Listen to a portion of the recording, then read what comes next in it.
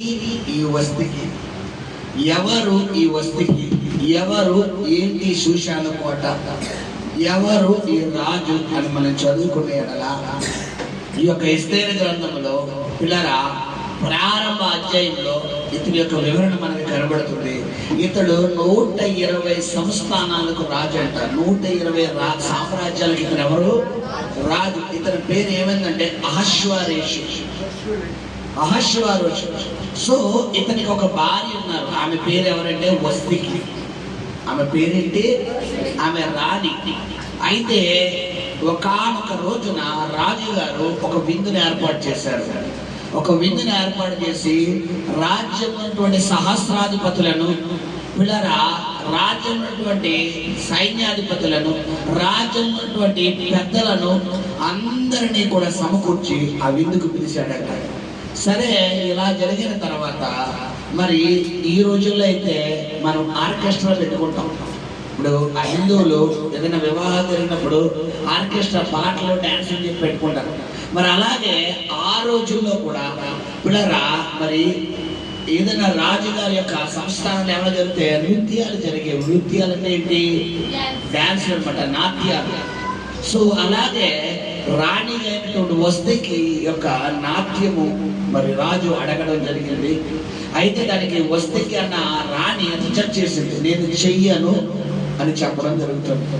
ఇదంతా మొదటి అధ్యాయంలో మనకు కనబడుతుంది.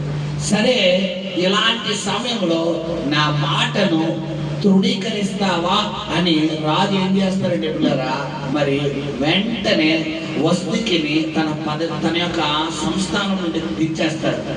ఆమెకు డైవర్స్ ఇచ్చేసి ఈమె నాకు వద్దు, నాకు మరొక రాణి కావాలి అని రాజుగారు ఒక స్వయంవరం ప్రవేశపెడతాడు. అలాంటి సమయంలోనే మరి పిల్లరా మరి రాజుకు భార్య అయ్యేటటువంటి ఒక వ్యక్తిని మనం కనుగొనుకుంటున్నాం. ఆమె పేరే ఎస్తేరు. ఇక్కడ ఎస్తేరు గురించి మనం చదువుకునే ఎడల ఈ ఎస్తేరు ఎవరు అని మనం ఆలోచిస్తే పిల్లరా గమనించండి, ఈమెకు తల్లిదండ్రులు మనకి కనబడడం లేదు. ఈమెకి ఎవరు లేరు? తల్లిదండ్రులు లేరు. హల్లెలూయా. సరే, ఈమెకున్నదల్లా ఒక పెద్ద, మన భాష చెప్పంటే బాబాయ్ అన్నమాట. అయితే అతని యొక్క పెనతండ్రి, అతని యొక్క పెద్దాని యొక్క సంరక్షణలో ఎవరు పెరుగుతారంటే పిల్లరా ఎస్తేరు పెరుగుతుంది. మరి రాజుగారు మరి స్వయంవరం ప్రకటించినప్పుడు అనేక దేశాల నుండి చాలా మంది రాజుగారికి భార్యగా అవ్వడానికి పిల్లరా మరి చాలా మంది రాణులు మరి పోటీలో నిలుస్తారు. అయితే గమనించండి, మరి అదే పోటీలో ఈ యొక్క ఎస్తేరు కూడా నిలబడతారు. అసలు ఈ రాజు బైబిల్లో ఎవరితో పోల్చబడింది? ఎస్తేరును ఎవరితో పోల్చబడింది? నపుంసకుడు అనే వ్యక్తిని ఎవరితో పోల్చబడింది? వస్తికిని ఎవరితో పోల్చబడింది? అసలు ఈ అధ్యాయము దేని గురించి తెలియపరచబడుతుంది అన్నదే ఈరోజు వాక్యం ద్వారా మనం తెలుసుకోబోతున్నాం. హల్లెలూయా. సరే, ఎంట్రన్స్ చెప్పాను. ఇప్పుడు ప్రారంభము మీకు ఇప్పుడు దాకా చెప్పి ఉన్నాను. ఇప్పుడు సబ్జెక్ట్లో మనం తీసుకువెళ్ళబోతున్నాను. 2వ అధ్యాయం మనం చదువుకున్నాము. పిల్లరా ఇలాగ జరుగుతున్న సమయంలో మనం అక్కడ 4వ వచనం చదువుకున్నాము. రాజు ఆ కన్యకలలో ఓకే దేని యందు ఇష్టపడును ఆమె వస్తికి బదులుగా రాణి అగును. ఆమె వస్తికి బదులుగా రాణి అగును. ఈ మాట రాజులకు అనుకూలమైన కనుక ఓకే అతడు అలాగూ జరిగించెను. షూషాను కోటలో బెన్యామీనుడకు కీషునకు పుట్టిన షిమీ కుమారుడకు యాయీరు వంశస్థుడైన మొర్దెకై అను ఒక యూదుడుండెను. బబులోను రాజైన నెబుకద్నెజరు యూదా రాజైన యెకొన్యాను పట్టుకొని పోయినప్పుడు ఇప్పుడు యెకొన్యాతో కూడా యెరూషలేము నుండి చెరపట్టబడిన వారిలో ఒకడు. తన పినతండ్రి కుమార్తె అయిన హదస్సా అను ఎస్తేరు తల్లిదండ్రులు లేనిదై ఉండగా అతడు ఆమెను పెంచుకొనెను. ఆమె అందమైన రూపమును సుందర ముఖమును గలదై ఉండెను.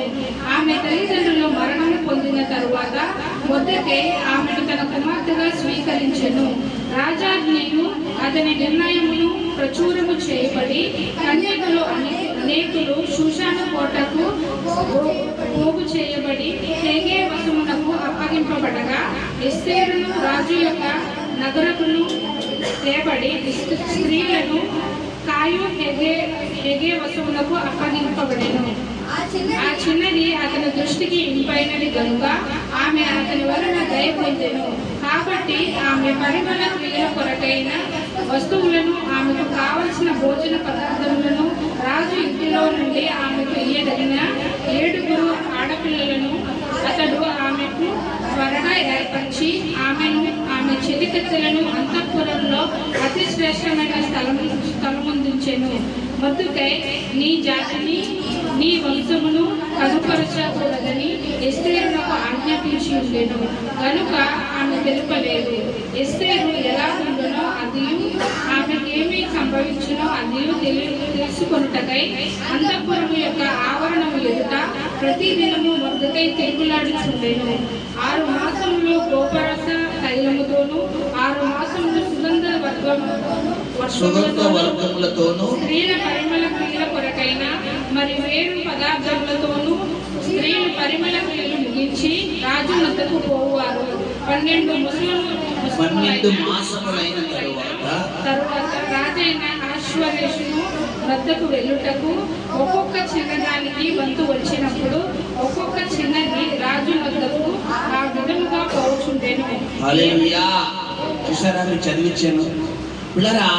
ఇక్కడ ఏం జరుగుతుందంటే ఒకానొక సమయంలో రాజుగారు స్వయంవరం ఏర్పరిచిన తర్వాత రాజుగారి ముందు నిలబడడానికి ఎలా పడతారో వెళ్ళిపోయి రాజుగారి ముందు నిలబడతాడంటే కుదరదు. రాజుగారి ముందు ఎలా నిలబడాలి అంటే ఒకవేళ స్వయంవరానికి వెళ్ళాలి అని అనుకుంటే 6 మాసాలు సుగంధ ద్రవ్యములతోనూ 6 మాసములు కూడా ఏ ద్రవ్యం అంటే చూడండి, 6 మాసములు పరిమళ క్రియ కొరకైన మరి వేరు పదార్థములతో.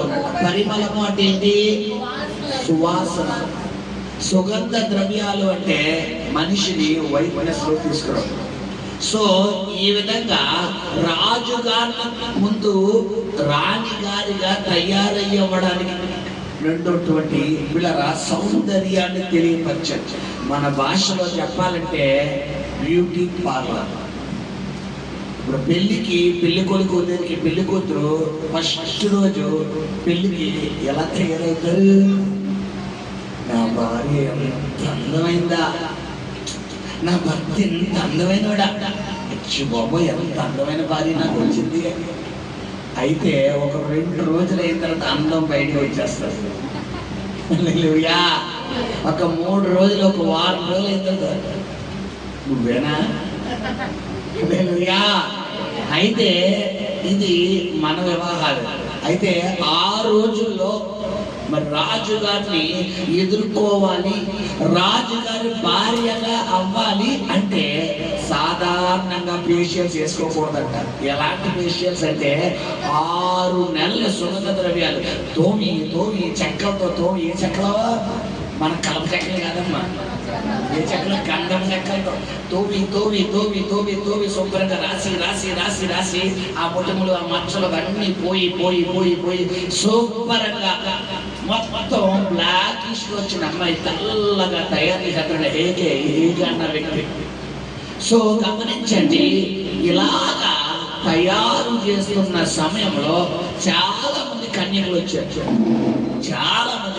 వచ్చి వారి యొక్క సౌందర్యాన్ని ఇంప్రూవ్మెంట్ అంటే డెవలప్ చేసుకుంటూ రాజుగారి ముందుకు కనబడతాం కదా అనుకునే సమయంలో ప్రతిరోజు తయారయ్యి 1 సంవత్సరం పాటు తయారయ్యి రాజుగారి చూడు, నేను రాజుగారి ముందు నిలబడిపోయి నేనంటే ఏంటో చూపిస్తాను, నా అందం ద్వారా రాజును పడగొడతాను, నా చందం ద్వారా రాజును పడగొడతాను, నా మాటల ద్వారా రాజును పడగొడతాను, నా క్రియల ద్వారా రాజును పడగొడతాను, నేను రాణినైపోతాను అని పిల్లరా ప్రతి ఒక్కరు చాలా విసిరేస్తున్నారు. ఒక్కొక్కరి సమయం వచ్చింది. అయితే ఒకానొక సమయంలో ఎవరి సమయం కూడా వచ్చిందో మనం చదువుకున్నాం. చదువమ్మా. రాజు అయిన ఆశ్వరేషు వద్దకు వెళ్ళుటకు ఓకే. ఒక్కొక్క చిన్నదానికి వంతు వచ్చినప్పుడు ఓకే. ఒక్కొక్క చిన్నది రాజు వద్దకు ఆ విధముగా పోవుచుండెను. ఏమనగా ఆ తీరున వారు పరిమళ క్రియలు చేయు కాలము సంపూర్ణమగుచుండెను. మరియు అంతఃపురంలో నుండి రాజు ఇంటిలోనికి వెళ్ళవలసిన సమయమందు ఆమె ఏమేమి కోరునో అట్టి స్త్రీకి ఇయ్యబడుటకద్దు. సాయంత్రమందు ఆమె లోపలికి వెళ్ళి మరుదినము ఉపపత్తులను కాయు రాజు యొక్క షండుడైన షైజ్గాజు అను అతని వశంలో నున్న రెండవ అంతఃపురమునకు తిరిగి వచ్చెను. ఆమె యందు రాజు సంతోషించి ఆమెను పేరు పెట్టి పిలిచితేనే గాని ఆమె రాజు వద్దకు మరలా వెళ్ళకుండెను. మొర్దెకై తన కుమార్తెగా స్వీకరించుకొనిన తన పెద్ద తండ్రి అయిన అబీహాయిలు కుమార్తెయగు ఎస్తేరు రాజు వద్దకు వెళ్ళుటకు వంతు వచ్చినప్పుడు స్త్రీలను కాయు రాజు యొక్క షండుడైన హేగే నిర్ణయించిన అలంకారముగాక ఆమె మరి ఏమీ కోరలేదు. హల్లెలూయా. ఇక్కడ హేగే అన్న వ్యక్తి పరిశుద్ధాత్మకు సాదృశ్యం. హల్లెలూయా. రాజు పరమ తండ్రికి సాదృశ్యం. హల్లెలూయా. పిల్లరా మొద్దుకై పిల్లరా దేవుని యొక్క సేవకుడికి సాదృశ్యం. శ్రద్ధగా ఆలకించండి. ఎస్తేరు విశ్వాసికి సాదృశ్యం. ఒక్కొక్కరికి పొంతం చెప్తున్నాడు, ఆలకించండి. ఎస్తేరు ఎవరికి సాదృశ్యం? విశ్వాసికి సాదృశ్యం. హేగే పరిశుద్ధాత్మక సాదృశ్యం. పిల్లరా సో ఎవరు? రాజు పరమ తండ్రికి సాదృశ్యం. సో పరమ తండ్రి అయినటువంటి దేవునికి ఇష్టమైన జీవితము జీవించాలి అంటే మొట్టమొదటిగా విశ్వాసి అనే ఎస్తేరు ఎవరెవరికి సమర్పించుకున్నారంట? హేగేకి సమర్పించుకున్నాడు. మనం చదువుకున్న 14 వచ్చిన చివరిలో ఆ 15 వచ్చిన చదువు ఒకసారి. ఎస్తేరు రాజు వద్దకు వెళ్ళుటకు వంతు వచ్చినప్పుడు స్త్రీలను కాయు రాజు యొక్క షండుడైన హేగే నిర్ణయించిన అలంకారము కాక ఆమె మరి ఏమీ కోరలేదు. ఈ హేగే అలంకరణ మిగతా వాళ్ళు ఎవరు కోరలేదు. మిగతా వాళ్ళందరూ శుభ్రంగా లక్ష సొప్పుతో, సంతూర్ సొప్పుతో, డౌ సొప్పుతో తోవుతుంటే పిల్లరా ఈ హేగే యొక్క నిర్ణయం చొప్పునే ఎస్తేరు తయారవుతూ వస్తుంది. ఇప్పుడు ఈ సహోదరుడా రాజు అనే పరమ తండ్రిని దేవుని నువ్వు సంతోషపరచాలి, దేవుని నువ్వు ఆనందపరచాలి అంటే నీ బాహ్య సౌందర్యం ఆయనకి అంత అవసరం లేదు. నీ దేవుడైన యెహోవా నీ పై రూపాన్ని లక్ష్య పెట్టేవాడు కాదు. ఆయన దేని లక్ష్య పెడతాడంట? నీ హృదయాంతరంగాలు, నీ హృదయ సౌందర్యం కావాలి ఆయనకి. నువ్వు ఎంత తెల్లగా ఉన్నా ఆయనకు అవసరం లేదు. నువ్వు ఎంత నల్లగా ఉన్నా ఆయనకు అవసరం లేదు. నువ్వు ఎంత పొడుగున్నా ఆయనకు అవసరం లేదు. నువ్వు ఎంత పొట్టున్నా ఆయనకు అవసరం లేదు. నీ కళ్ళను బట్టి కదా ఆయన ఇష్టపడితే నీ దగ్గర నుంచి కావాల్సింది ఏంటంటే నీ హృదయము కావాలి ఆయనకి. హల్లెలూయా. చాలా మంది అనుకుంటారు నేను నల్లగా ఉన్నాను, నన్ను ఎవరు ఇష్టపడరు.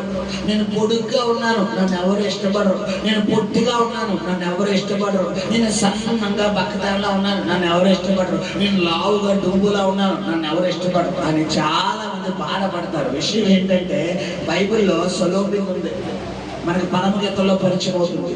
ఈ సొలొమోను అంట పిల్లరా మరి ఏం చెప్తుందంటే నేను నల్లని దాన్ని చూసి నా ప్రియుడు నన్ను త్రోసి వేయలేదు అంటున్నాడు. గమనించండి పిల్లరా, నీ ఆకారాన్ని బట్టి నేను దేవుడు యాక్సెప్ట్ చేయడు. దేవుడికి నీ దగ్గర నుంచి కావాల్సింది ఏంటంటే నీ హృదయ అలంకరణ. హల్లెలూయా. హల్లెలూయా. ఎందుకంటే బైబిల్ ఉంది పిల్లరా అందం మోసకరం వ్యర్థం. ఈ రోజు ఉంటుంది అందం, రేపు పొద్దున ఎగిరేస్తారు. ఈ రోజు అందం బాగుంటుంది, రేపు పొద్దున ఎగిరేస్తారు. చాలా మంది కొత్తగా వివాహమైన దాంపత్య జీవితంలో భార్యాభర్తలు పిల్లరా వారి యొక్క అందము శరీర ఆకృతులు బట్టి కలిగిందనుకో ఎన్ని రోజులు ఉంటుందంటే 3 నెలలే. మహా అయితే పిల్లలు పుట్టే వరకు ఈ భార్యాభర్తలు ఇద్దరు చిలక కోరికలు కలిసిపోతారు. ఎంతసేపు నా భార్య నా భర్త అంటాడు. ఎప్పుడైతే ఈ తల్లికి పిల్లలు పడతారో పిల్లలు ఆయన డెలివరీ అవుతుందో అప్పటి నుండి శరీరం ఏమైపోతుంది, స్త్రీ శరీరంలో మార్పులు వచ్చేస్తాయి. సో గమనించండి పిల్లరా, మనిషి యొక్క శరీరాన్ని బట్టి ప్రేమించే వ్యక్తి అయితే ఆ ప్రేమ శాశ్వతం కాదు. దేన్ని ప్రేమించాలంట? హృదయాన్ని. సో దేవుడు ఎక్కడైతే చెప్తున్నాడు ఇక్కడ వాక్యం ద్వారా, ఈ హేగే ఇష్టమైన అలంకరణనే ఎస్తేరు ఒప్పుకోలే తప్ప వేరే అలంకరణ కోరలేదు. ఎందుకంటే రాజుకి ఎలా ఉంటే ఇష్టమో ఎవరికి తెలుసు? హేగేకి తెలుసు. హేగే అంటే ఎవరంటే స్త్రీలను తయారు చేసే వ్యక్తి, అంటే పరిశుద్ధాత్మ. సంఘమును సిద్ధపరిచేది ఎవరు? పరిశుద్ధాత్మ. పాత నిబంధన గ్రంథంలో తండ్రి అయిన దేవుడు మనము కనబడితే, కొత్త నిబంధన గ్రంథంలో యేసు ప్రభువు వారు కనబడితే, ప్రస్తుత అంత్య దినాల్లో మన మధ్యన సంచరిస్తుంది ఎవరు? పరిశుద్ధాత్మ దేవుడు. యేసును ఎక్కడ గణపరుస్తారో, ఎక్కడ యేసు నామము గణపరచబడతాదో, ఎక్కడ యేసు నామము హెచ్చరించబడతాదో, ఎక్కడ యేసు నామము పిల్లరా పై నామముగా కొనియాడబడతాడో, అక్కడ ఎవరు దిగిపోతారంటే పరిశుద్ధాత్మ దిగిపోతాడు. హల్లెలూయా. ఎగ్జాంపుల్ ఇందాక మనం ఆరాధన చేస్తాడు, ఎవరి నామాన్ని ఎక్కువ ఆరాధించావు? ఎవరు దిగిపోయారు? పరిశుద్ధాత్మ అన్నావా? పరిశుద్ధాత్మ రండి రండి అన్నావా? ఎవరిని కనపరిచావు? ఇద్దరికి లింక్ అన్నమాట. ఎప్పుడైతే కుమారుని కనపరుస్తామో పరిశుద్ధాత్మ మన మధ్యకి వచ్చేస్తారు. హల్లెలూయా. ఇక్కడ హేగే అంటే పరిశుద్ధాత్మక సాదృశ్యం. సో రాజు అంటే పరమ తండ్రి.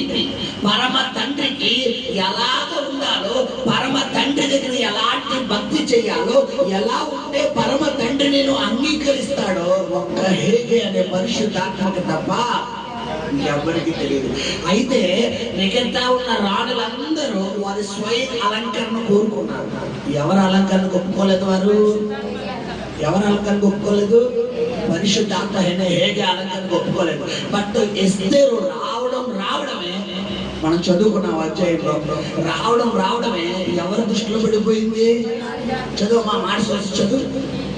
ఎస్తేరు రాజు వద్దకు వెళ్ళుటకు వంతు వచ్చినప్పుడు స్త్రీలను రాజు యొక్క శత్రువైన హేగే నిర్ణయించిన. అది కథలి. ఎస్తేరు రావడమే హేగే. ఎన్నో వచ్చును? అది కాదు. ముందే హేగే అతన్ని చూడగానే ఆమెకు సెక్యూరిటీ ఇస్తున్నాడు. ఎంతో వచ్చును అనుకుంటా. చదువమ్మా. నిర్ణయములు ప్రచురము చేయబడి, కన్యకులు అనేకులు షూషాను కోటను పోగు చేయబడి హేగే వశమునకు అప్పగింపబడగా, ఎస్తేరును రాజు యొక్క నగరకు తేబడి స్త్రీలను కాదు హేగే వశమునకు అప్పగింపబడెను. ఆ చిన్నది అతని దృష్టికి ఇంపైనది గనుక. ఆ చిన్నది ఎవరు చిన్నదంటే ఎస్తేరు. చాలా మంది రాణులు హేగేకి అప్పగించబడ్డారు, కానీ హేగే దృష్టి ఎవరి మీద పడింది? ఎస్తేరు మీద పడింది. కారణం ఏంటంటే ఎస్తేరు ప్రార్థనా పర్రాలు. హల్లెలూయా. ఎస్తేరు విజ్ఞాపన పర్రాలు. హల్లెలూయా. ఎస్తేరు తన యవ్వనాన్ని ఒక్క రాజుకు తప్ప వేరే ఒకరికి అప్పగించుకోవడానికి ఇష్టపడడం లేదు. హల్లెలూయా. 3. సో ఇలాంటి సమయంలో ఈ యొక్క ఎస్తేరు మీద ఎవరు దృష్టి పడిందంటే హేగే దృష్టి పడింది. అబ్బా, ఎన్నో రోజుల మళ్ళీ చూస్తున్నాను రాజుకు తగ్గ జోడి ఎక్కడ దొరుకుతుందా అని. చూడండి, కొన్ని సమయాల్లో చాలా మంది తల్లిదండ్రులు వారి కుమారులు కుమార్తెల కోసం పెళ్లి సంబంధాలు ఎదుగుతారు. అయితే కొంతమందిని ఒకవేళ కుమారుల కోసం పెళ్లి సంబంధాలు తల్లులు వెతికితే తండ్రులు వెతికితే ఒక అమ్మాయిని ఎక్కడ చూసారనుకోండి, వీళ్ళ దృష్టి వెంటనే ఎవరి మీకు వెళ్ళిపోతే, ఈ అమ్మాయి అయితే నా కొడుకు బాగా సెట్ అవుతాడు, ఈ అబ్బాయి అయితే నా కూతురికి బాగా సెట్ అవుతాడు. కరెక్ట్ గా ఇద్దరు మేడ్బర్ ఈచర్లా ఉంటారు. ఇద్దరు మాటలు ఇద్దరు ఇష్టాలు ఒకలాగే ఉన్నాయి. కాబట్టి ఈ అమ్మాయి వాళ్ళ పేరెంట్స్ అర్జెంట్గా మాట్లాడి ఏం చేయాలి? నేను నా కొడుకు పెళ్లి చేసేయాలి, నా కూతురికి పెళ్లి చేసేయాలి అని చెప్పి తల్లిదండ్రులు కోరుకుంటారు. ఇప్పుడు హేగే అనే పరిశుద్ధాత్మ దేవుడు కూడా ఏమనుకుంటున్నాడంటే, ఈ ఎస్తేరు లాంటి వ్యక్తి కోసమే నా పరలోక తండ్రి ఎదురు చూస్తున్నాడు. ఈ ఎస్తేరు లాంటి వ్యక్తి, ఈమె అనుకువ, ఈమె తగ్గింపు, ఈమె వినయము, ఈమె విధేయత, ఈమె ప్రార్థనా జీవితం, ఈమె లోపడే జీవితము, ఈమె యొక్క పరిశుద్ధమైన జీవితం లాంటి వ్యక్తి కొరకే నా దేవుడైనటువంటి పరమ తండ్రి ఎదురు చూస్తున్నాడు అని చెప్పి పరిశుద్ధాత్మ దేవుడు వెంటనే ఈమె చూసి ఏమంటే ఆ చిన్నదాన్ని చూసి చదవమ్మా, ఆమె అతని వలన ఏం పొందినట్ట? దయ పొందెను. వచ్చి ఆమె పరిమళ క్రియల కొరకైన వస్తువులను, ఓకే. ఆమెకు కావలసిన భోజన పదార్థములను రాజు ఇంటిలో నుండి ఆమెకు ఇయ్యదగిన 7 ఆడపిల్లలను అతడు ఆమెకు త్వరగా ఏర్పరిచి ఆమెను ఆమె చెలికత్తెలను అంతఃపురంలో అతి శ్రేష్టమైన స్థలమును దించెను. అతి శ్రేష్టమైన స్థలం అంటే ఎక్కడమ్మా చెప్పాలి? అంతఃపురం అంటే ఎక్కడ చెప్పాలి? అదే ఏంటి అంతఃపురం అంటే? రాజుగారు అంతఃపురం లేదు ఇక్కడ, పరలోకం. రాజుగారు ఎక్కడ నివసిస్తారు? పరలోకం, అంతఃపురం. ఇప్పుడు అంతఃపురం అతి శ్రేష్టమైన స్థలం ఏది చెప్పాలి? దేవుడి సింహాసనం దగ్గర. హల్లెలూయా. సరే, ఇలాగ జరుగుతున్న సమయంలో ఇప్పుడు మళ్ళా 16వ వచనంలో చదవమ్మా. ఎస్తేరును చూచిన వారందరికీ ఆమె యందు దయ పుట్టెను. హల్లెలూయా. మొట్టమొదటిగా ఎస్తేరు ఎవరి దయను పొందుకుంది చెప్పాలి? పరిశుద్ధాత్మ దయ పొందుకుంది. పరిశుద్ధాత్మ దయ పొందుకోవడం వల్ల ఇప్పుడు ఎస్తేరు మీద ఎవరి దయ? ఎస్తేరు అంటే అందరికి ఏం కలిగింది? దయ కలిగింది. అదే విధంగా ఒక క్రైస్తవుడుగా, ఒక ప్రార్థనాపరుడిగా మొట్టమొదటిగా నువ్వు ఎవరి దయ సంపాదించాలి చెప్పాలి? దేవుడి దయ సంపాదించాలి. నువ్వు దేవుడి దయ సంపాదిస్తేనే దేవుడు నిన్ను ఆశీర్వదిస్తాడు. హల్లెలూయా, హల్లెలూయా. సో ఇలాగా ఎస్తేరు మీద ఆ రాజ్యంలో ఉన్న వారందరి దయ కలిగిందండి. చూడండి, కొన్ని సమయాల్లో మనం సొసైటీలో చూస్తుంటాం. పిల్లరా, కొంతమంది స్త్రీలు చంటి బిడ్డల్ని చంకలు వేసుకుని, బాబు ధర్మయ్యా, పిల్లోడయ్యా ఆకలేస్తుంది, ఏమీ తినలేదయ్యా, ఓ 10 రూపాయలు ఉంటే ధర్మం చేయండి పిల్లోడి కంటే అనగానే ఆ ముఖం చూస్తే మనకి ఏమనిపించవచ్చు. కానీ సంకలో సంటి పిల్ల చూడగానే వెంటనే లేదు అనేద్దామా చెప్పాలి? ఆ పిల్లోడి ముఖం చూడగానే, పిల్ల ముఖం చూడగానే, పిల్లరా వాళ్ళ చూడగానే అసలు దీన్ని 10 రూపాయలు 20 రూపాయలు తీసేస్తాం. కారణం ఆ పిల్లల ముఖం. మరి అలాగే పిల్లరా ఎస్తేరు ముఖం చూసిన వాళ్ళందరికీ చాలా దయ కలుగుతుందంట. ఇప్పుడు ఎస్తేరు ముఖం చూడగానే అందరికి దయ కలుగుతుంది అంటే ఎస్తేరు తనకు తను పిల్లరా తన స్వయం కృతిని అంటే తన స్వయం ఇష్టాన్ని పెంపొందించుకుంటుందా? ఏకే యొక్క ఇష్టాన్ని పెంపొందిస్తుందా? అంటే నీవు నీ సొంత ఆలోచన చొప్పున, నీ సొంత కోరికలు చొప్పున, నీ సొంత ఇష్టాలు చొప్పున కాదు నువ్వు ఉండాల్సింది. ఎలా ఉండాలంటున్నాడు ఇక్కడ దేవుడు వాక్యం ద్వారా అంటే దేవుడికి ఇష్టమైన జీవితం జీవించాలి. హల్లెలూయా, హల్లెలూయా. నువ్వు దేవుడికి ఇష్టమైన జీవించినప్పుడే, అందుకని మొదటి సమయంలో సమయాలు చిన్నతనం నుండి దేవుని దయందు మనుషుల దయతో వర్తించి చూసాడు. నువ్వు అలా వర్తిల్లాలి. కాబట్టి ఈమె హేగే దయలో వర్తిల్లింది. కాబట్టి ఆమె ఎవరెవరి దయలో వర్తిల్లిందంట చదువు. ఎస్తేరు చూసిన వారందరికీ ఆమె యందు దయ పుట్టెను. ఓకే. ఈ ప్రకారము ఎస్తేరు రాజు అయిన అశ్వరేషు ఏలుబడి యందు 7వ సంవత్సరమున టెబెతు అను 10వ నెలలో రాజు నగరంలోనికి అతని యొద్దకు పోగా స్త్రీలందరికంటే రాజు ఎస్తేరును ప్రేమించెను. కన్యకలందరికంటే ఆమె అతని వలన దయాదాక్షిణ్యాలు పొందెను. అతడు రాజ కిరీటమును ఆమె తల మీద ఉంచి ఆమెను వస్తికి బదులుగా రాణిగా నియమించెను. హల్లెలూయా. ఇక్కడ ఈమెకి ఏమన్నా డబ్బు ఉందమ్మా? ఇప్పుడు రాజుగారిని చేసుకోవాలంటే పక్కన రాణిగారికి ఎలాంటి పద్ధతి ఉండాలి చెప్పాలి? నేడు దినాన సమాజంలో ఎలా ఉన్నాయంటే పిల్లరా, డబ్బున్నోడు ఎవరిని ఎదుర్కొంటారు చెప్పాలి? డబ్బున్నోళ్ళు ఎదుర్కొంటారు. అందమైన వాళ్ళు ఎవరిని ఎదుర్కొంటారు పిల్లరా? పరపతి ఉన్న వాళ్ళు ఎవరిని ఎదుర్కొంటారు? పరపతి ఉన్నోళ్ళే. ఇప్పుడు గమనించండి, తండ్రి అంటే పురుషుని యొక్క తల్లిదండ్రులు వెతకాలంటే ఎలా అంటే మన ప్రెస్టేజ్ తగ్గ వాళ్ళు కావాలంటే సంబంధం, మనకు తీటైనోళ్ళు కావాలి. ఇప్పుడు రాజు గారికి తీటైనోళ్ళు ఆల్రెడీ వచ్చారా లేదా? అక్కడ చాలా మంది వచ్చారు.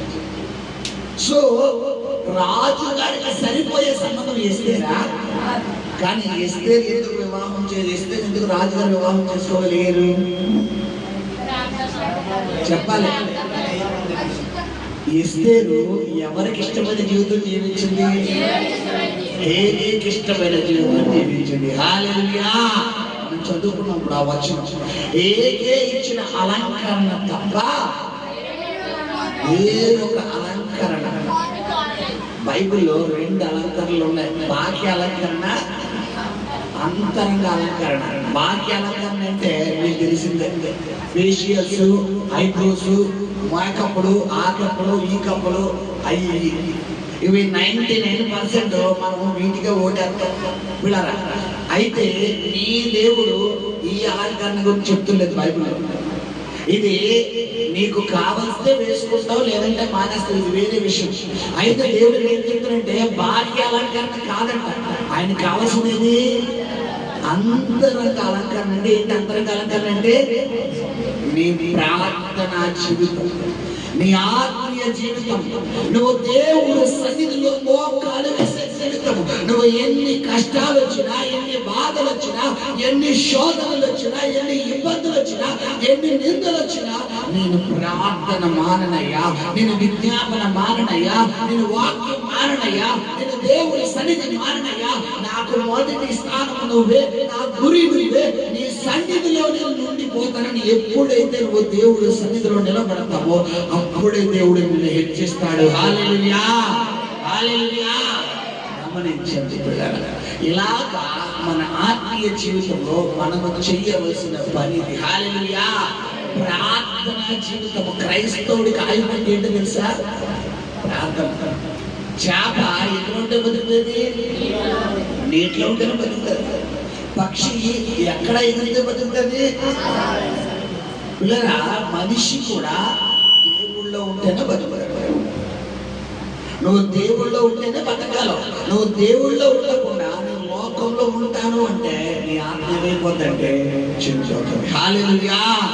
గమనించండి. సో ఎస్తేరు మన మధ్యన ఎలా కనబడుతుందంటే ఇప్పుడు ఒక విశ్వాసిగా కనబడుతుంది, రాజు పరమ తండ్రిగా కనబడుతున్నాడు, హేగే పరిశుద్ధాత్మగా కనబడుతున్నాడు, మొద్దుకై దేవుడి సేవకుడుగా కనబడుతున్నాడు. దేవుడి సేవకుడు విశ్వాసిని ఎవరి చేతికి అప్పగిస్తున్నాడు? హేగే చేతికి అప్పగిస్తున్నాడు. అంటే సేవకుడుగా ఉన్నటువంటి నన్ను దేవుడు, హేగే ఎస్తేరు ఉన్నటువంటి మిమ్మల్ని దేవుడు ఎవరికి అప్పగించుకుంటున్నాడు? ముందు హేగేకి అప్పగిస్తున్నాడు. హేగేకి తెలుసు ఎవరిని ఎలా తయారు చేయడం, అవునా కదా? ఇప్పుడు పరిశుద్ధాత్మ తెలుసు. ఒకవేళ నువ్వు మంచి కోపంలో ఉన్న వ్యక్తి అనుకో, దేవుడు ఏం చేస్తాడు? నువ్వు వదిలేస్తాడా? బైబిల్లో ఒక కోపిష్టి కనబడుతున్నాడు మనకు. పిల్లరా, ఎవరో చెప్పాలి. సౌలు. ఎంత కోపం అంటే పిల్లరా, ఇశ్రాయేలు ప్రజలు దావీదు, సౌలు 1000 కొలదీలు, దావీదు 10,000 కొలదీలు అనగానే అయ్యగారికి ఏమొచ్చేంత కోపం వచ్చేంత. ఇదే అయ్యగారు ఒకప్పుడు అల్పమైన గోత్రంగా ఉన్నటువంటి ఈయనను దేవుడు మంచి రాజుగా చేస్తే ఈయన కింగ్ అయిపోయాడు. ఇప్పుడు ఈయన గర్వించాడని దేవుడు ఈయన స్థానంలో నుండి మరొక వ్యక్తిని పెడితే ఈయనకి ఏమవుతుందంట? కోపం వచ్చేస్తుంది.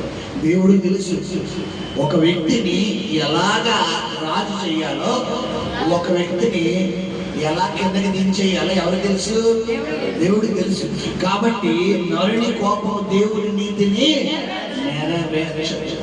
పిల్లల గమనించండి. సో ఈ యొక్క మొద్దుకైన సేవకుడు హేగే అనే పరిశుద్ధాత్మకు ఎస్తేరు అనే విశ్వాసాన్ని అప్పగించినప్పుడు, ఈ హేగే అనే పరిశుద్ధాత్ముడు విశ్వాసి అయినటువంటి పిల్లరా ఎస్తేరుని ఎవరికి ఇష్టమైన వ్యక్తిగా తయారు చేస్తున్నాడంటే పిల్లరా పరమ తండ్రి అయినటువంటి రాజుకి ఇష్టమైన వ్యక్తిగా తయారు చేస్తున్నాడు. హల్లెలూయా. దీనంతటికి ఒకటే లింక్ ఉంది. ఏంటి? నువ్వు ఎవరికి ఇష్టమైన వ్యక్తిగా ముందు తయారవ్వాలి? చెప్పాలి, కరెక్ట్గా చెప్పాలి. దేవుడు డైరెక్ట్గా ఇష్టపడిపోతావా? మీకు వాక్యం ప్రాసెస్ ఎలా చెప్పాను నేను? చెప్పాలి. ముందు విశ్వాసం ప్రవేశపెట్టింది ఎవరు? విశ్వాసం వచ్చాడా? డైరెక్ట్ గా విశ్వాసం వెళ్ళిపోయి నేను హేగేతో మాట్లాడతానండి అన్నాడా? విశ్వాసి అని ఎస్తేరు హేగే దగ్గర రావడానికి కారకులు ఎవరు? చెప్పాలి, మొద్దుకాయ సేవకుడు. సో నువ్వు సేవకుడు దగ్గరికి రావాలంటే ముందు ఆడికి రావాలి, దేవుడి సన్నిధికి రావాలి. హల్లెలూయా. నువ్వు దేవుడు సన్నిధికి వస్తేనే నువ్వు ఎవరు నీకు ఎక్కువ పరిచయం అవుతారు. చదువుకున్నాం కదమ్మా, నీకు నేనేం పెద్ద పెద్ద లాలేం చెప్పలేదు. అక్కడ 2వ అధ్యాయంలో 8వ వచనం చదివించాను కదా. హేగే ఆమెను చూడగానే హేగే ఏం పుట్టిందంట, దయ పుట్టింది. ఇప్పుడు నీవు నిన్ను చూడగానే పరిశుద్ధాత్మకు దయ పుట్టాలంటే నువ్వు వెనక రావాలి, జాగ్రత్తగా ఇంట్లో కూర్చొని సీరియల్ చూడాలి కదా. అప్పుడు నిన్ను చూడగానే అబ్బా అబ్బా అబ్బా నాకు బిడ్డ ఎంత బాగా కార్తీక దీపం చూస్తుంది రా బాబు, ఎంత బాగా సీరియల్ చూస్తుంది రా బాబు, ఎంత బాగా సినిమా చూస్తుంది రా బాబు, అబ్బా బాబా దయ్య దయ్య దయ్య దయ్య దయ్య పుట్టేస్తుంది. అవును కదా, అంతేనా? నువ్వు చూడగానే నువ్వు సినిమాలు చూస్తున్నావు, అవి చూస్తున్నావు, ఇవి చూస్తున్నావు, నేను చూడగానే దయ్యం పుట్టింది కదా. ఎస్తేరు ఎవరు చూడగానే ఎక్కడ పుట్టిందయ్యా చెప్పాలి. ఎస్తేరు తీసుకొచ్చింది ఎవరు, మొద్దుకాయ తీసుకొచ్చి ఎవరికి అప్పచెప్పాడు, హేగేకి అప్పగించాడు. హల్లెలూయా. నువ్వు దేవుడు మందిరానికి వస్తేనే పరిశుద్ధాత్మతో నువ్వు నింపబడగలవు. హల్లెలూయా. దేవుడు మందిరానికి వస్తే నేను ఎందుకు దేవుడు మందిరానికి వస్తే నువ్వు పరిశుద్ధాత్మ అంటానంటే, పిల్లరా ఒంటిగాడై ఉంటే శ్రమే కలుగు, 3 పేటల తాడు త్వరగా తిరిగిపోయి. నువ్వు ఇంట్లో ఒంటరిగా ఉంటానండి, నాకు సంఘం అక్కర్లేదు, నాకు దేవుడు అక్కర్లేదు, నాకు పరిచయం అక్కర్లేదు, నాకు అది అక్కర్లేదు, నేను ఒంటరిగా పోరాడుతున్నట్టే కుదరదు. 3 పేటల తాడు త్వరగా తిరిగిపోతావు. నువ్వు ఒంటరిగా ఉంటే సాతాన్ని జయించలేవు, నీకు సహవాసం కావాలి. ఎందుకంటే యేసు ప్రభు వారు ఎక్కడికి వెళ్ళినా ఆయన ఒక్కడే వెళ్ళిపోతాడా, కూడా తీసుకెళ్తాడా? మనకి మత్తయి సువార్తలో కనబడుతుంది. ఎక్కడికి వెళ్ళినా ఆయనతో 3 తప్పకుండా ఉన్నారు. ఎవరెవరు ఆయన? పేతురు, యాకోబు, యోహాను. ఎక్కడికి వెళ్ళినా తీసుకెళ్తాడు. ఆ ఎక్కడో 1-2 చోట్ల తప్ప ఆయన ఒలివల కొండకి వెళ్ళినప్పుడు తప్ప ఇంకెక్కడికి వెళ్ళలేదు. అక్కడ కూడా తీసుకెళ్ళిపోతాడు. తీసుకెళ్ళిపోయి కొన్ని ఏం చేస్తున్నాడు, ఆయన వేరుగా ప్రాంతంలో కూర్చోబెడుతున్నాడు. వెళ్ళి ప్రార్థన చేస్తాం, మళ్ళా వచ్చి వీళ్ళు ఏం చేస్తారు బాబు, వచ్చేసరికి శుభ్రంగా నిద్రపోతున్నా. మళ్ళా తట్టి లేపి పేతురు, యాకోబు, యోహాను లేకండమ్మా, మెలుగు కలిగి ప్రార్థన చేయండి అంటే మళ్ళా ప్రార్థన చేస్తున్నారు. మళ్ళీ ఆయన ఇల్లు వచ్చారు, మళ్ళీ ఏం చేస్తున్నారు, మళ్ళీ పడుకుపోతున్నారు. సో ఇలాగా ఆయన ఎక్కడికి వెళ్ళినా మరొక చోట ఆయన శిష్యులను ఎలా పంపించాడంటే ఆయన సువార్తకి ఇద్దరిద్దరుగా. దీన్ని బట్టి మనకి ఏం కావాలి, సహవాసం కావాలి. బైబిల్లో కూడా ఉంది, ఎక్కడ 2 లేక 3 ఏటిని బంధిస్తారో, ఏటిని అడుగుతారో. సో నువ్వు ఒకరైతే నీకు మరొకరు ఎవరంటే సంఘము. హల్లెలూయా. సహవాసం ఉండాలి. నువ్వు ఒంటరిగా పోరాడుతుంటే సాతాను చేతుల్లో పడిపోతావు. హల్లెలూయా. కాబట్టి గమనించండి, ఎస్తేరు షండుడు అనేటటువంటి హేగే అనేటటువంటి పరిశుద్ధాత్మకు అంగీకరించబడింది. ఆమె అర్పించుకుంది కాబట్టి హేగే దయ పొందింది. హేగే దయ పొందడం వల్ల అక్కడున్న ప్రజలందరూ దయ పొందగలిగింది. హల్లెలూయా. ఫైనల్గా ఒకటి చెప్పి నేను ముగిస్తాను. ఏంటంటే ఎప్పుడైతే ఈ విధంగా జరిగిందో ఒకానొక సమయంలో ఈ ఎస్తేరు వంశావళి యూదులు అక్కడ పరిశుద్ధాత్మ అయినటువంటి సేవకుడు అనేటువంటి ముందుగా ఒక మాట చెప్తాడు, అమ్మా నీ వంశము గాని నీ జాతి గాని నువ్వు ఎవరి దగ్గర మాట్లాడకూడదు, రాజుగారి ముందు మాట్లాడకూడదు, నువ్వు సైలెంట్ గా ఉండాలంట. సరే అని చెప్పి ఎవరి మాట విధంగా చూపిస్తుంది. మొదటికైతే ఏమని చెప్పాను, సేవకుడు మాటకు విధంగా చూపించారు. దేవుడి సేవకుడు నీకు ఏది చెబితే దానికి లోపడాలి. నేను అన్నాండి, నేను ఇలాగే ఉంటాను, నేను ఇలాగే మాట్లాడతాను, నాకు నచ్చినట్టు ఉంటాను అన్నావా, ఏం లేదు, నీకు ఆశీర్వాదం నువ్వే చేతులారా పోగొట్టుకుంటావు. దేవుడి వాక్యం ద్వారా దేవుడి సేవకుడు నిన్ను గద్దిస్తున్నప్పుడు సరైపోవాలి, హెచ్చరిస్తున్నప్పుడు సరైపోవాలి, బుద్ధి చెప్తున్నప్పుడు సరైపోవాలి, విడిచిపెట్టమన్నప్పుడు సరైపోవాలి. అలా కాకుండా నేను ఇలాగే ఉంటానండి, నేను ఇలాగే చేస్తానండి అన్నామంటే పరిశుద్ధాత్మ సైలెంట్ అయిపోతాడు. హల్లెలూయా. ఎందుకంటే చూడండి, ఆది కాండం 6వ అధ్యాయం యెహోవాను నరుడితో ఏం చేయదంట? వాదించదు, డిస్కషన్ చేయదు. నువ్వు తప్పు అంటే ఆయన తప్పని చెప్తాడు. ఆయనకు తప్పు మార్పులో కదా తప్పు అని చెప్తాడు. లేదయ్యా అని నువ్వు వాదించావు, ఆయన ఏమైపోతాడు? సైలెంట్ అయిపోతాడు. మళ్ళా దెబ్బ తీసిన రేపు పొద్దున ఎవరొస్తారు? మళ్ళీ మనకి మనం అంటాం, అయ్యో దేవుడు చెప్తానే ఉన్నాడు అని. హల్లెలూయా. గమనించుంటారు.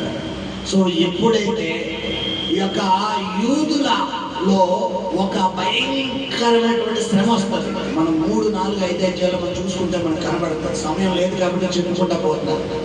ఆ యొక్క శ్రమ రావడం చేత అక్కడ రాజుగారి దగ్గర నుంచి పిల్లరా హామాను అనే సాధారణుడు కనబడతారు. ఇక్కడ మనకి మళ్ళీ ఎంట్రన్స్ అవుతాడు. హామాను అని ఒక సాధారణ, వీడు యూదులు అనే క్రైస్తవులను చంపాలి అని ఒక పన్నాగం పడినప్పుడు ఈ ఎస్తేరు పిల్లరా ఒక దేవుని యందు భయభక్తులు కలిగిన స్త్రీగా ఉండడం చేత, ఈమె దేవుని దయ పొందిన వ్యక్తిగా ఉండడం చేత, ఈమె ఒక్కామె ముద్దుకై వీళ్ళిద్దరూ కలిసి పిల్లరా ఉపవాసం దేవుడు సన్నిధిలో ప్రాధేయపడడం వల్ల యూదులందరినీ రక్షించుకోగలుగుతారు. హల్లెలూయా. ఈ రోజు నీ కుటుంబాన్ని నువ్వు రక్షించుకోగలగాలి, నీ భార్య బిడ్డల్ని రక్షించుకోగలగాలి, నీ అన్నదమ్ములని, అక్క చెల్లెలని, బంధువులు రక్షించుకోగలగాలి అంటే నువ్వు ఎవరి ముందు నువ్వు నిలబడాలి అంటే దేవుని ముందు నిలబడాలి. హల్లెలూయా. దేవుడి ముందు ఎలా నిలబడాలంటే, దేవుడు అంటే అక్కడ రాజు మనం చదువుకోవడానికి కనబడుతుంది. ఎప్పుడైతే రాజు పర్మిషన్ లేకుండా రాజు దగ్గరికి వెళ్ళొచ్చా? మన సీఎం గారు ఉన్నారు, సీఎం గారిని కలవాలంటే ముందు ఎవరు పర్మిషన్ తీసుకోవాలి? పిఏ గారు పర్మిషన్ తీసుకోవాలి. పిఎం గారిని కలవాలంటే ఎవరు పర్మిషన్ తీసుకోవాలి? పిఏ గారు పర్మిషన్ తీసుకోవాలి. చివరికి ఎమ్మెల్యే గారిని కలవాలన్నా కూడా పిఏ పర్మిషన్ తీసుకోవాలి. అవునా కాదు? ఇప్పుడు రోడ్డు మీద మనం కనపడగానే హాయి చెప్పేస్తాం, వందనా నమస్తే నమస్తే అనేస్తాం. కానీ మనం మాట్లాడాలంటే పర్మిషన్ ఉండాలి. అవునా కదా? సో అలాగే రాజుగారిని కలవాలన్నా కూడా రాజుగారి పర్మిషన్ ఉండాలి. ఒకవేళ పర్మిషన్ అంటే కారణం చెప్పాలి. ఇప్పుడు ఆ యూదులకి ఆల్రెడీ పనిష్మెంట్ రిలీజ్ అయిపోయింది. తెల్లారితే యూదులందరూ ఏం చేయాలంటే ఉరి తీసేయాలి. ఇది రాజుగారు వేసినటువంటి పనిష్మెంట్. ఇప్పుడు రాజుగారు వేసిన శాస్త్రాన్ని తిరిగి తీయడం ఎవరి వల్ల కూడా కాదు, రాజుగారి చేతుల్లో కూడా లేదు. ఎందుకంటే రాజుగారు ఆమోదముద్ర అంత పవర్ఫుల్ అన్నమాట. అలాంటి సమయంలో ఇప్పుడు రాజుగారు ముందే నిలబడాలి. ఇప్పుడు సాధారణంగా కనుక రాణిగారు అయినా కూడా రాజుగారి పర్మిషన్ లేకుండా, రాజుగారి యొక్క ఆమోదం లేకుండా రాణిగారి ముందు రాణిగారు కనుక నిలబడ్డారనుకోండి, రాజుగారి చేతిలో ఒక దండం ఉంటుందంట. ఆ దండం కనుక ఏమాత్రం ఇలా చూపించాడు అనుకోండి, ఇప్పుడు రాణిగారు తీసుకెళ్ళి ఏమేమి చెప్తారో ఉరేసేస్తారు, అయిపోయి. ఇప్పుడు ఎస్తేరు ఛాలెంజ్తో కూడిన వ్యవహారమా కాదండి. ఇప్పుడు ఎస్తేరు అనే విశ్వాసగా నువ్వు పరమ తండ్రి ముందు నీ కుటుంబ సభ్యులందరి కొరకు, నశించిపోతున్న నీ తోబుట్టువుల కొరకు, నశించిపోతున్న దేవుని బిడ్డల కొరకు నువ్వు దేవుడి సన్నిధిలో నిలబడడానికి నువ్వు రెడీగా ఉన్నావా లేదా గమనించు. లేదా నేనే బాగుండాలి. అక్కడ ఒక మాట ఉండదు చూడండి, ఆ మాట చెప్పి నేను ముగిస్తాను. ఎస్తేరు గురించి ఒక ఎవరో ముందుకే అంటాడు, ఈ సమస్య నిమిత్తమే దేవుడు నిన్ను అక్కడికి పంపించాడేమో, ఒకసారి నువ్వు జ్ఞాపకం చేసుకుంటాడు. ఆ మాట చదవమ్మా, ఆ చదివి ముగిద్దాం. ఎన్నో అధ్యాయం? 4వ అధ్యాయం అనుకుంటారు. ఆ 4వ అధ్యాయం 14వ వచనం. నీవు ఈ సమయమందు ఏమీ మాట్లాడక మౌనముగా ఉన్న ఎడల యూదులకు సహాయము విడుదలయ్యు మరి యొక్క దిక్కు నుండి వచ్చును కానీ నీవును నీ తండ్రి ఇంటి వారును నశించుదురు. ప్రియ సహోదరి సహోదరుడా, దేవుడు నీతో మాట్లాడుతున్నాడు. ఈ సమయం కొరకే కదా నిన్ను దేవుడు ఈ రోజు స్థానంలో నిలబెట్టాడు. ఒక ప్రార్థన అభిషేకం దేవుడు నీకు ఇచ్చాడంటే, ఒక విజ్ఞాపన అభిషేకం దేవుడు నీకు ఇచ్చాడంటే, ఒక వాక్యం చదివే అభిషేకం దేవుడు నీకు ఇచ్చాడంటే, ఒక నశించిపోతున్న ఆత్మల కొరకు రోధించే అభిషేకం దేవుడు నీకు ఇచ్చాడంటే, ఈ రోజు బయట అనేకులు నరకాల నరకానికి వెళ్ళిపోవడానికి రెడీగా ఉన్నారు. అనేకులు లోకంలోకి పాపంలోకి వెళ్ళిపోవడానికి రెడీగా ఉన్నారు. అనేకులు సాతాను ఘోరంలోకి వెళ్ళిపోవడానికి రెడీగా ఉన్నారు. వారందరినీ దేవుడి చెంతకు చేర్చడానికి ప్రియ సహోదరి సహోదరు ఆల్రెడీ దేవుడిని ఏం చేసి ఉంచాడు? తన ఆత్మతో ముద్రించి ఉన్నాడు. హల్లెలూయా. ఆల్రెడీ ప్రార్థనా శక్తితో నింపి ఉన్నాడు. ఆల్రెడీ దేవుని ఆత్మతో నింపి ఉన్నాడు. ఇప్పుడు నువ్వు ప్రార్థన చేయడమే ఆలస్యం, కార్యం దేవుడు చేయబోతున్నాడు. హల్లెలూయా. ఇక్కడ ముందుకే అన్నాడు, సేవకుడని ముందుకే అన్నాడు, ఇద్దరు నువ్వు రాజుగారి సంస్థానంలోకి వెళ్ళిపోయాడు అనుకుంటున్నావేమో. యూదులందరూ తెల్లారితే యూరికాలు ఎక్కబోతున్నారు.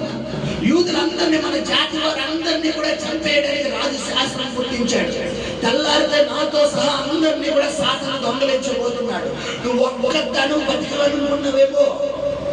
నువ్వు కనుక ఈ సమయంలో మౌనంగా ఉన్నావా, సహాయము వేరొక దగ్గర నుంచి నా దేవుడు రంపెత్తడిస్తాడు అంటున్నాడు. నువ్వు గనక ఈ రోజు నీ బిడ్డల కోసం, నీ భర్త కోసం, నీ భార్య కోసం, నీ తోబుట్టుల కోసం, నీ రక్త సంబంధికుల కోసం నశించిపోతున్న దేవుడి బిడ్డల కొరకు నువ్వు గనక మౌనంగా ఉన్నావా, దేవుడు వేరే గురించి ప్రార్థన రప్పిస్తాడు, ఆయన రక్షిస్తాడు. కానీ నువ్వు ఎవరికి రిపోర్ట్ ఇవ్వాలి? అది గమనించి దేవుడు నీతో మాట్లాడుతాడు. సహోదరి సహోదరుడు, ఎలా ఉన్నా నీ ప్రార్థన జీవితం? కొంతమంది ప్రార్థన కూడా ఎత్తారండి, కొంతమంది వాక్యం కూడా ఎత్తారు, కొంతమంది దేవుడు ఇచ్చిన భారం కూడా ఎత్తారు. దేవుడు భారం వారి గుండెల్లో పెడతాడు. ప్రార్థన చేయి, వాక్యం చదువు, దేవుళ్ళో ఉండు, ఎలా ఉండు అలా ఉండు, వీళ్ళకి సువార్త చేయి, వాళ్ళకి సువార్త. నేను చేయను, నాకు వద్దు. సహోదరి సహోదరుడా, నీ కట్టెను మండించిన తర్వాత నువ్వు ఆ కట్టెను ఇంకా మండించాలి. ఒకవేళ అలా మండించకుండా నువ్వు కనుక నిర్లక్ష్యం చేస్తే, ప్రకటన గ్రంథంలో ఒక మాట ఉంది, ఆ మాట చెప్పి నేను ముగిస్తాను. ప్రకటన గ్రంథంలో, ఇదిగో నేను నీ యొద్దకు వచ్చి, చదువు సారి, ప్రకటన గ్రంథం 2వ అధ్యాయం 5వ వచనం, నీవు ఏ స్థితిలో నుండి పడితివో అది జ్ఞాపకం చేసుకుని మారు మనస్సు పొంది ఆ మొదటి క్రియలను చెయ్యము. అట్లు చేసి నువ్వు మారు మనస్సు పొందితేనే సరి, లేని ఎడల నేను నీ యొద్దకు వచ్చి నీ దీప స్తంభమును దాని చోట నుండి తీసివేయుదును. నీ దీపస్తంభం అంటే ఏంటి? నీ ఆత్మీయ జీవితం, నీ ప్రార్థన జీవితం, నీ దేవుడి సన్నిధిలో నిలబడి దేవుడితో కోటాడి, ప్రభువా నువ్వు చెయ్యి నాయనా, నువ్వు కార్యం చెయ్యయ్యా, నువ్వు జరిపించయ్యా, నువ్వు తప్ప నాకు ఎవరు లేరయ్యా, దేవుడి సన్నిధిలో ప్రాకులాడే జీవితం. ఇది ఎవరెవరికి ఇస్తారో దేవుడు మనకి ఇస్తాడు. ఈ పట్టుదల, ఈ ప్రార్థన, ఈ యొక్క ఆసక్తి, ఈ యొక్క విజ్ఞాపన చేసే విధానం దేవుడు సాధారణంగా ఎవరికి ఇవ్వడం. ఎలాగైతే ఎస్తేరుని చూడగానే ఎలాగైతే దయ పొందిందో అలాగే కొంతమందికి దేవుడు ఇస్తాడు. అయితే నీలో ఈ మంట దేవుడు పెట్టినప్పుడు ఈ మంట నువ్వేం చేసుకోకూడదంట, ఆర్పుకోకూడదు.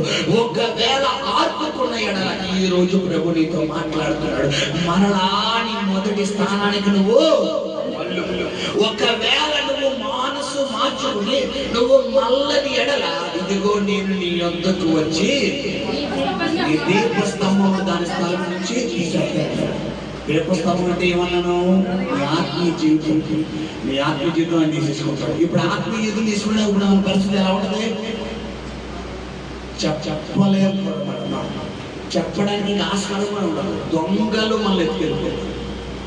గమనించి సహోదరి సహోదరుడు, సమూయేలు అంటున్నాడు, ఎస్తేరు ఈ సమయం కొరకే ఈ రోజు బయట ఎంతో మంది భయంకరమైన చీకటి కోణంలో జీవిస్తున్నారు, ఎంతో మంది పాపపు కోణంలో జీవిస్తున్నారు, ఎంతో మంది యవ్వన కాలంలో అపవాది చేతుల్లో బందీ అయిపోయారు, ఎంతో మంది చిన్న వయసులో భయంకరమైన గంజాయి, డ్రగ్స్ కి ఎంతో మంది అపవాది చేతుల్లో బందీ అయిపోయారు. వారందరూ లోకంలోకి ఎంతో మంది భర్తలు, భార్యలు, ఎంతో మంది బిడ్డలు చిన్న వయసులోనే ఆ సాతానులోకి బందీ అయిపోయారు. వారందరూ లోకంలో తిరుగుతుంటే వారందరూ సాతాను చేతుల్లోకి వెళ్ళిపోయి చిన్నతనంలోనే లోకంలో పాపంలో జీవిస్తుంటే నువ్వు మాత్రం శుభ్రంగా ఇంట్లో కూర్చుని చేస్తాను, భోజనం చేస్తానంటే కుదరదు. ఈ సమయం కొరకే దేవుడు నిన్ను ఈ స్థానంలో నిలబెట్టాడేమో ఒకసారి జ్ఞాపకం చేసుకో ఇస్తారు అని మొద్దుగా ఏం చెప్తున్నాడు? వాటిని చెప్తున్నాడు. ఒకవేళ నువ్వు మౌనంగా ఉంటే, ఏమనుంది అక్కడ? నువ్వు మౌనంగా ఉంటే సహాయము వేరు. నువ్వు ప్రార్థన చేయవలసిన నువ్వే మౌనం అయిపోతే దేవుడు కార్యం అలాగైనా జరుగుతుంది. బైబిల్లో సౌలు భయంకరంగా దేవుడి మాటలు దూరపరిచాడు. చివరికి సౌలు ఒక గాడిదకి ఎలా తోలెత్తుంటే దేవుడు ఎవరు స్వరం చెప్తున్నాడు? గాడిద మాట్లాడగలదమ్మా, కానీ దేవుడికి ఏదైనా చేయగలదా లేదా? గాడిద స్వరం ఇచ్చేసాడు. గాడిద మాట్లాడుతున్నాడు ఎవరితోనే? సౌలుతో. నువ్వు నన్ను ఎందుకు హింసిస్తున్నావు? అనేక మార్లు నీకు సపోర్ట్ చేయలేదా? నా ముందు కట్నం పట్టుకున్న దేవదూత ఉంది, నీ కనులు మూసిపోయినాయేమో, నా కనులు దేవుడు తెరిచాడని చెప్పి ఒక గాడిద మాట్లాడుతున్న సౌలు. కారణం, కొన్ని సమయాల్లో సౌలుతో మాట్లాడవలసిన దేవుడు గాడిదలతో మాట్లాడతారు. గాడిదలు అంటే నీ కింద పనులు, నీ కింద బాగా కింద స్థాయిలతో దేవుడు నీతో మాట్లాడతాడు. చిన్న పిల్లల ద్వారా దేవుడు నీతో మాట్లాడతాడు. డాడీ ప్రార్థన చేయవా? మమ్మీ ప్రార్థన చేయవా? డాడీ వాకింగ్ చదవా? మమ్మీ వాకింగ్ చదవా? డాడీ చర్చికి వెళ్ళవా? మమ్మీ చర్చికి వెళ్ళవా అని ఎవరు చెప్తారు? నీ పిల్లలు చెప్తారు. అప్పుడు నీకు ఇక్కడ గాడి ఎవరితో మాట్లాడుతుందంట? సౌలుతో మాట్లాడుతుంది. సౌలుకు బుర్రపాడైపోయింది. అప్పుడు దాకా సౌలు ఎవరి స్వరం విని యుద్ధంలోకి వెళ్ళేవాడు? ఎవరు చెప్పాలి? దేవుడి స్వరం విని వెళ్ళేవాడు. ఎప్పుడైతే సౌలులో గర్వం వచ్చిందో, అహంభావం వచ్చిందో, సౌలులో పిల్లరా ఎవడైనా రాని నేను చూసుకుంటాను అని రమ్ములు ఎగరేస్తున్నాడు. దేవుడు సౌలు పక్కన పడేసాడు. ఇప్పుడు సౌలుతో మాట్లాడవలసిన దేవుడి స్వరం ఎవరి ద్వారా మాట్లాడుతుంది? నా ముందు ఖడ్గం ధరించిన దేవదూత ఉందయ్యా అని ఎలా వెళ్ళమంటావు? దాన్ని జయించారంటే నన్ను చంపేస్తారు. అది నేను చావచ్చిన అనేక మార్లు నేను మొయ్యలేదా, యుద్ధానికి వెళ్ళలేదా అని మాట్లాడుతున్నాను. మొదటి సమయంలో మనకు కనబడుతుంది వచ్చిన దాన్ని కూడా గమనించాలి. పరిశుద్ధాత్మదేవుడితో మాట్లాడుతున్నాడు. అనేక మార్లు కట్టెలు మండించాడు, అనేక మార్లు నీ ప్రార్థన జీవితాన్ని మండించాడు, అనేక మార్లు నీ ఆత్మ జీవితాన్ని మండించాడు. ఏవైతే నీ ప్రార్థన జీవితం, ఏవైతే నీ ఆత్మ జీవితం, ఏవైతే నీ యొక్క దేవుడితో ఉండే సన్నిహిత జీవితం చల్లారిపోతే కనుక ఈ మధ్యాహ్న కాలంలో మాట్లాడుతూ మరలా నీ కట్టెలు మండించు, మరలా నువ్వు ప్రార్థన ప్రారంభించు.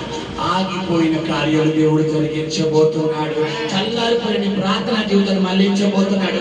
ఎక్కడైతే పడితేవో మరలా తిరిగి నిలబడన్నాడు. ఎక్కడైతే నీ దీపస్తంభము తీయబడిందో మరలా అదే దీపస్తంభాన్ని మధ్యాహ్న కాలంలో దేవుడు నిలబెట్టబోతున్నాడు. చల్లారిపోయిన కట్టెను మండించబోతున్నాడు. ఆరిపోయిన ప్రార్థన జీవితాన్ని మండించబోతున్నాడు. నువ్వు కనుక నమ్మితే దేవుని మహిమను పొందుకుని వెళ్ళబోతున్నావు. హల్లెలూయా, హల్లెలూయా. గమనించారా? ఎస్తేరు విశ్వాసికి సాదృశ్యం, రాజు పరమ తండ్రికి సాదృశ్యం, హేగే పరిశుద్ధాత్మక సాదృశ్యం, మొద్దుకై సేవకుడికి సాదృశ్యం, హామాను సైతానికి సాదృశ్యం, యూదు దేవుని ప్రజలకు. గమనించండి, ఒక ప్రార్థనా పరుడుగా నువ్వు దేవుని ప్రజల కొరకు మొరపెట్టాల్సినటువంటి బాధ్యత నీకుంది. అందుకనే పిల్లరా బైబిల్లో ఉంది, ఎఫెసీయులు 1 తిమోతిలో ఉంది, నా మట్టు క్షమించండి, మనం సంపూర్ణమైన భక్తియు మాన్యతయు సుఖముగాను సౌఖ్యముగాను ఉండవాలంటే మనుషులందరి కొరకు ఏం చేయాలంట? విజ్ఞాపన ప్రార్థన చేయాలి. హల్లెలూయా. నువ్వు ఇతరుల కొరకు విజ్ఞాపన చేస్తే, ఇతరుల కొరకు ప్రార్థన చేస్తే నీ కంటే ఏమవుతుంది? మండించబడుతుంది. నీ కంటబడితే నీ కుటుంబంలో ఏమవుతాయి? కార్యాలు పరిగెడతాయి. హల్లెలూయా.